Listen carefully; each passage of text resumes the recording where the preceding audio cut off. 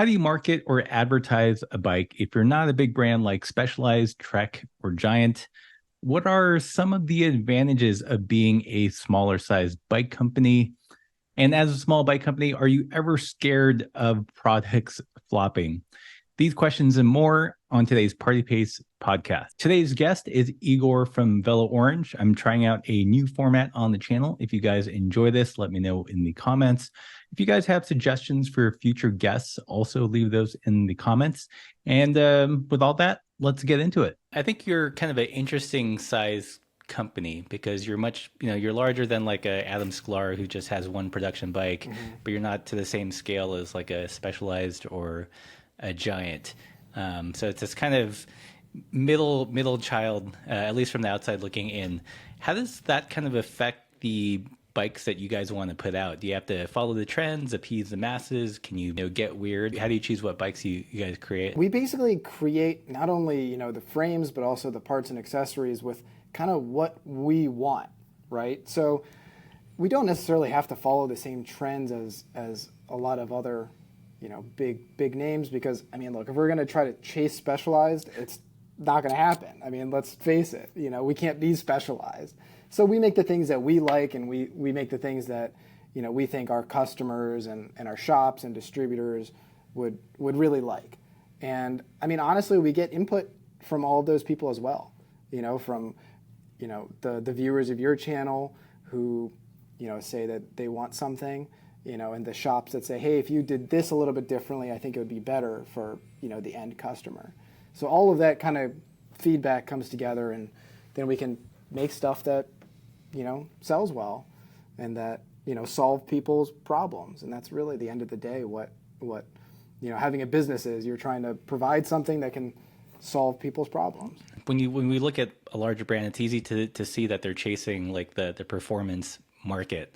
Like, what do you call the type of cyclist that you're trying to reach out to? I think practical, to be honest with you, because we sell a lot of touring bikes and a lot of touring accessories, but at the end of the day, a lot of those products are commuters, and whether you're going across the country, or up Ireland's Wild Atlantic Way or something like that, when you're not touring, we've said this for years, that the bike is a commuter. You can be going down to the coffee shop or going to work, or going to the playground with your kids. They're multifaceted, and we're always going to make some weird stuff like the crazy bars, or the neutrino, stuff that we see there's a hole there, and we have the capability, and I feel like we have a good amount of creativity to release something that nobody else is really necessarily willing to do. Do you feel like this niche of maybe non-performance cycling has grown? 100%. No, 100%. I mean, I think that especially with at least in the United States, a lot of local and national advocacy groups are getting more and more money. They're able to fund more projects and have more resources for better infrastructure. People are using them. We have a big project that's going to connect two trails here. That's going to go from 40 miles to about 60, 65 miles. And then the ideal is that all of these trails are going to be connected to each other, so that cycling is safer, it's more fun, more people can do it, and the practicality of it is just going to be increasing. And I think that more and more people are becoming not necessarily roadies. Hey, if they want to be roadies, awesome. It's still people on bikes, and but if they want to fix up their old stump jumper and tootle around and go to the grocery store, that's great too. So I've been curious, like you guys don't have like a flagship Velo Orange store in every city like the big brands do. How did people like come upon your brand? I think mostly from especially today, it's just search engines, right?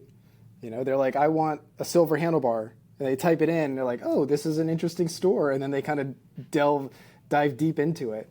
That's a great start for most people. I think visiting, we have dealers all over the country and the world.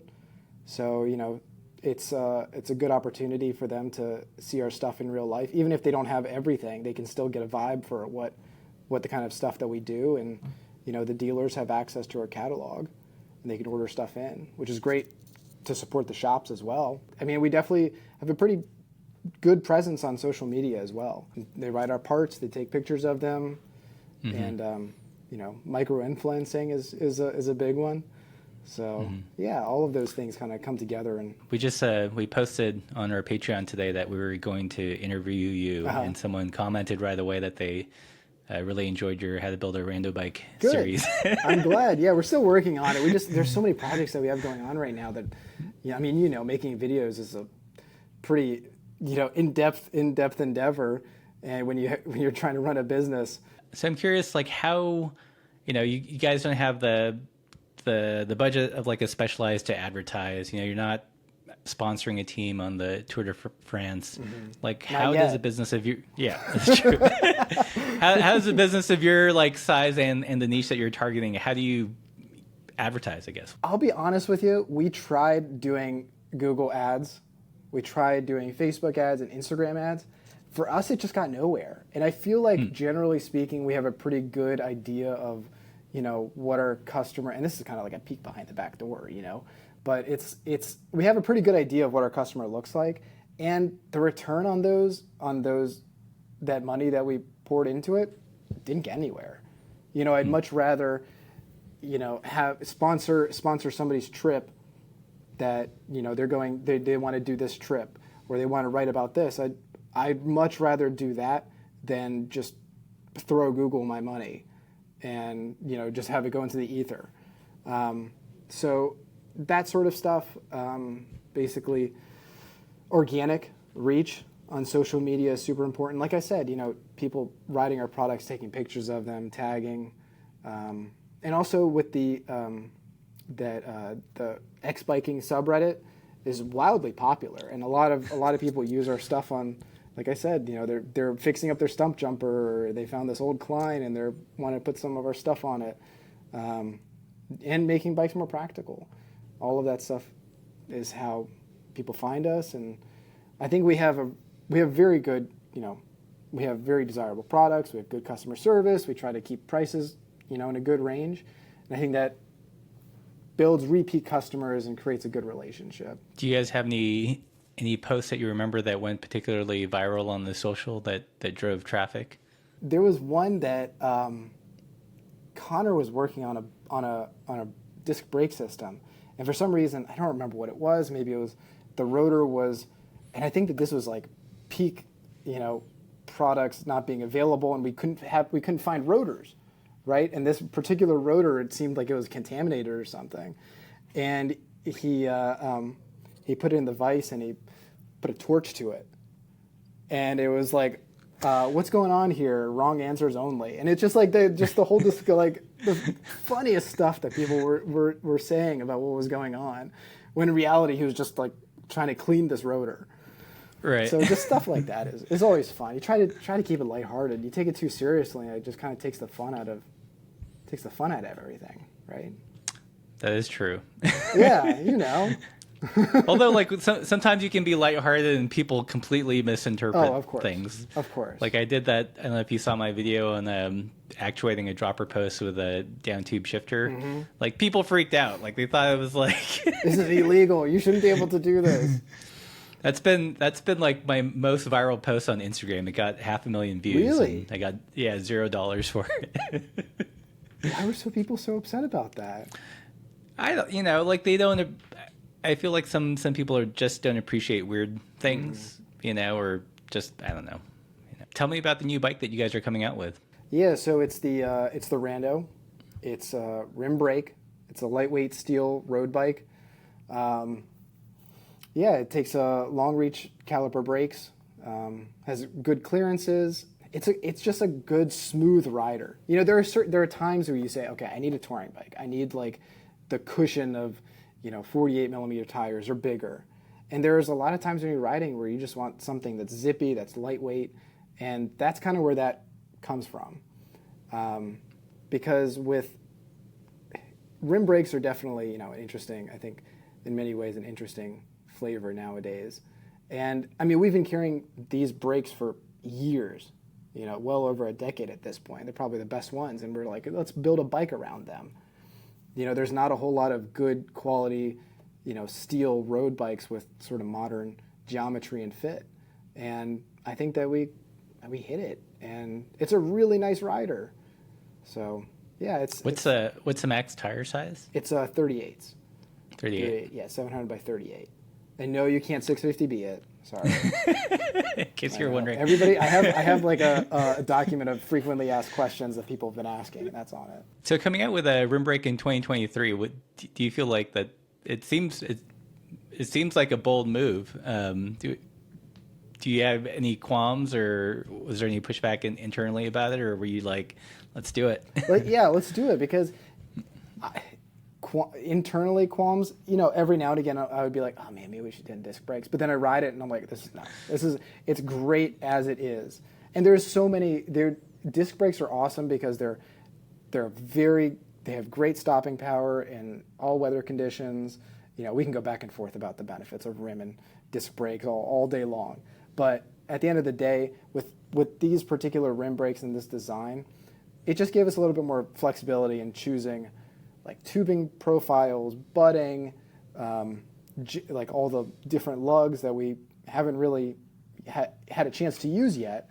We designed some new dropouts that we can do, that the customer can either do vertical dropouts for gearing, or they can do rear-facing track style dropouts. So I know that people want to build these up in all of our bikes in numerous ways, be it flat bars or drop bars, but giving them the option of doing a single speed or an internal gearing and vertical dropouts for a full 2x or 3x setup is, I think, really valuable nowadays. Is it a low trail bike or mid trail? What are the geo numbers? Mid trail? Yeah, it's mid trail. I mean, we did the first prototype, which is actually this guy. We did the first prototype, and it had more of like aggressive sort of verging on sort of track geometry, and it was very zippy. It was almost too zippy for kind of, if you're going to be in the saddle all day long. It was a little bit too aggressive. And then you also have the issue with smaller riders, a 700 by 38 with a fairly steep head tube and short chain stays. It makes the fit very strange, and then you run into more toe overlap problems. So there's a balance, and I think with everything that we chose, I think it makes a really nice ride. So I'm pretty happy with it. When's that going to hit the store? They should be landing here at the beginning of September. So the chain stays 420. 420. Excellent option. Yeah. Yeah. So they'll be here in the beginning of September, and we'll be sending them out. And are you going to the Made Show? You're going to be there, right?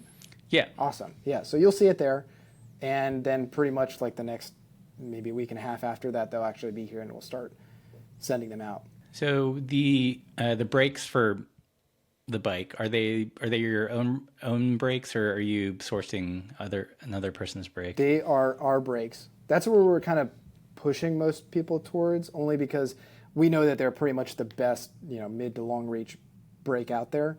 There are some other ones that have similar reach that are very good too. We actually built one with the Diacomp 610 center pools. Very classy. It looks very good. But it some people, I think it looks really nice if you want that classic, kind of aesthetic with the center pools. I like the simplicity of our side pools. They're very normal, but they're very strong. And they still look nice, come in silver and black. It seems like a benefit to have your own brake. Yes. Especially like a rim brake in these crazy times. Mm-hmm. Yeah. Yeah, I agree with you. Especially when you have something that's well established, we're not like inventing a new standard, right? Something that's well established, we know that works well. Then you can just say, hey, this is what you need, and people from there they can take it, they can build it up however they want. But here's our suggestion. I just get like parts hoarding anxiety every time I get an email or the newsletter from Rivendell about like what components running out. They bought like 1,400 of the microchip front trailer because who knows if they'll come back or not. Yeah, yeah. Even what's the funny thing is that I have with my rando, I have it built up with the die count down tube shifters, and it's paired with campy front and rear derailleurs. And I mean, I've used friction shifters for years, but I'm like, man, I would really like to. I had the 10-speed Dura-Ace index down tube shifters, loved them, and I had a polyvalent that I built them up with, and this was probably 5-6 years ago, and I had it built up as a one buy, and I sold the bike with dummies with those shifters, and I included the other one with the because I'm like, what am I going to do with one left shifter? Well, I'm like, I kind of would like that feel again of the index down tubes. They were really clicky. It felt really nice. You can't buy them for under like $200 on eBay. Oh, dang. For 10-speed Dura-Ace down tube shifters, there's like new old stock for like 300. I'm like, for real? Yeah. Well, it's bananas when parts like that, which you think, at the time were probably relatively easy to make in great abundance, are becoming more rare and more expensive. Oh yeah, no joke. I mean, I have a set of Dior Dior XT 7-speed dummies, because I know at this point I'm like, they're going to go on something eventually. I mean, they're the ones that have this hidden eighth click. So those are probably worth big bucks now. Yeah. Hit me up. It's a new crypto. Yeah, exactly. So what are you seeing? Are you seeing more and more people like using bikes and parts in a more like practical aspect? I think so. It's really hard to say, right? Because you can get into an echo chamber of like-minded people that you follow on the gram, and then all of a sudden it's like, yeah, everyone's using friction shifters, when that's not the case. Well, I feel like even the most, let's say, hardcore roadies or mountain bikers, they probably still have, one bike that they isn't like a full squish mountain bike that they use to just get down to the store or to the coffee shop.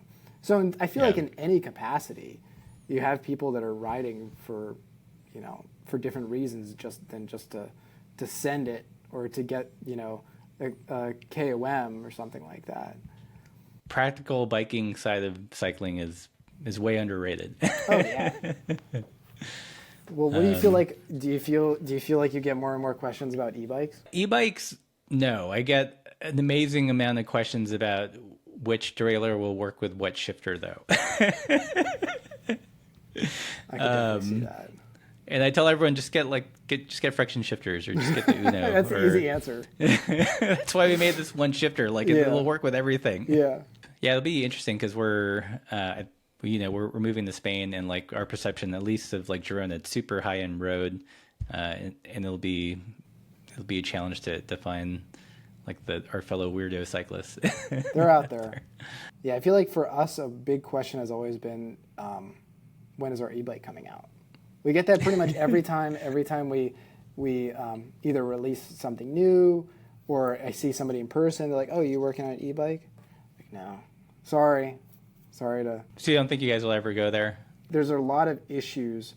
Well, specifically right now, it's e-bikes and regulations. There's a lot of stuff coming down the pipeline. I'm sure you've heard that there's been a lot of like apartment fires and stuff like that in New York. A lot of them are either from e-bikes or like scooters. Yeah, stuff like that. And there's a lot of regulation coming down. And I'm curious to see how it's gonna shake out, because I think it's well needed, and nobody wants to see anybody get hurt. So I know Grant's on a big kick about making his own derailleurs. Are there any components that you guys are afraid will disappear that you're looking at making in-house? That's a good question. I don't know of anything that's going to be like disappear that maybe that would affect us. I think yeah, I don't really have a good answer to that. Something that disappears that I would want to bring back. I feel like a lot of stuff that have already disappeared, we've already brought back. You know, I feel like that's part of the reason that people come to us.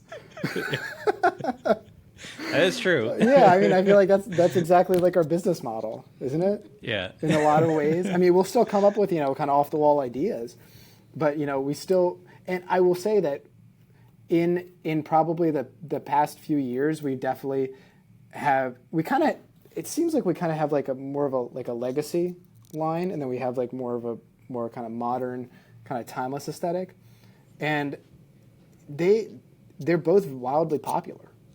And so, yeah, I mean, that's kind of why people come to us in the first place. If they're saying, hey, I need a handlebar that kind of matches this aesthetic for this other bar that's, worn out or doesn't fit well or something like that.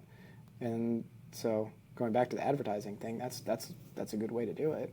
I mean, it seems like a nice niche to occupy, because you don't always have to be at the bleeding edge of what other people are doing in the bike industry. You can just occupy this space. Yeah, exactly.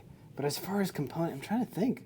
I'll probably come up. I'll probably something will be turning in the back of my mind, and I'll say in the middle of a sentence that's what it was. What do you think are the advantages of having a bike business your size compared to something that's like a Specialized or larger? That's a good question. I mean, being able to be more, I think, direct with exactly what we want. We don't have to run like a bunch of, what are those called when you bring a bunch of people into a room and focus group? Yeah, we don't have to run focus groups. Our focus groups are the people that work here because they ride bikes. And right. So we know exactly what we want.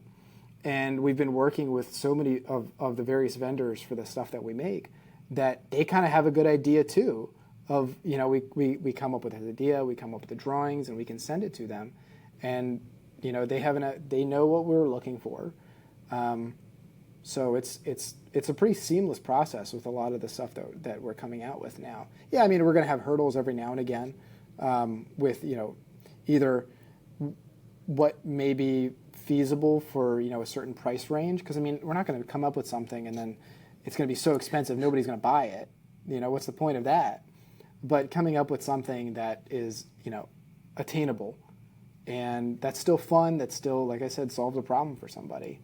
And so that's kind of it's a nice place to be. You know your niche well, and you can serve them well, as opposed to if you got too big, you'd have to be more concerned about like mass market appeal because you have to move so much volume. Exactly. Yeah, and I feel like that's the problem right now with so many those big brands. There's so many bikes out there right now. They're just trying to offload them. That it's a problem right now. How's the Neutrino done for you? Very popular. Really? I honestly, I was a little bit concerned that when we first made it, it was going to be that was like, okay, we sold them all, nobody's going to buy anymore. But they're still going. People really like them. I mean, I see them all over, and now that travel has opened back, travel has opened back up. More people are going places. And airlines have changed their luggage requirements. That people are bringing their Neutrinos. It's a lot easier. And for those asking, a lot of airlines have done away with the specific bicycle 62 linear inches. So you just kind of declare it. You just say instead of saying like it's art or something like that, right, that I've done in the past. You say exercise equipment. Yeah, it's exercise equipment. You just say it's a bike, and and oftentimes it's the same charge as like a checked bag. When we flew to Spain last year, we took Delta international flight, and it cost us $50 to bring the bike over. Yeah, we did the maths of bike flights. It would have been at least like $500 one way, so it would have been $2,000 round trip for two bikes there and back. But $100 there and back. No, awesome. You're right. And I went to California and I brought my Neutrino, and I think it was about the same. It was like $50 or $60, and so yeah, it's definitely worth it nowadays. So what else is next for Velo Orange? We have the PLA coming back out. We're going to release details. Actually, I think we've released details about it already. It's going to be very similar, same geometry and fit. It's just going to have through axles and new paint. It's called metallic moss. It's very pretty. We get the How did the low kicker do? low kicker is still doing really well. Yeah, I mean it's popular. I like it. That's my main bike, and yeah, it's people like it. Yeah, whenever I review a bike that's like that's like a step through style, I know like there's gonna be that's the girl's bike. Oh yeah. Then like I can set my watch to it, you know. Like Yeah, when's it coming? yeah, I get that. We get that often as well. I would say that we were very deliberate in the way that we designed the sizing and the geometry, so that the bikes are pretty much identical. There's some very small changes in like tubing for the basically the seat post, but otherwise they're very very similar. And so Right. we kind of did that deliberately because, you know, there's no reason that you should have to decide one or the other. You can choose either one for your needs, whether it's, you know, you just like the style, or you know, physically can't pick your leg up as high, anything like Right. that. So Thank you for listening and watching today's podcast. If you guys enjoyed this, let me know in the comment section, or better yet, join us on Patreon. It's how we're able to keep all this indie bike content going. And as always, everybody, keep the supple side down.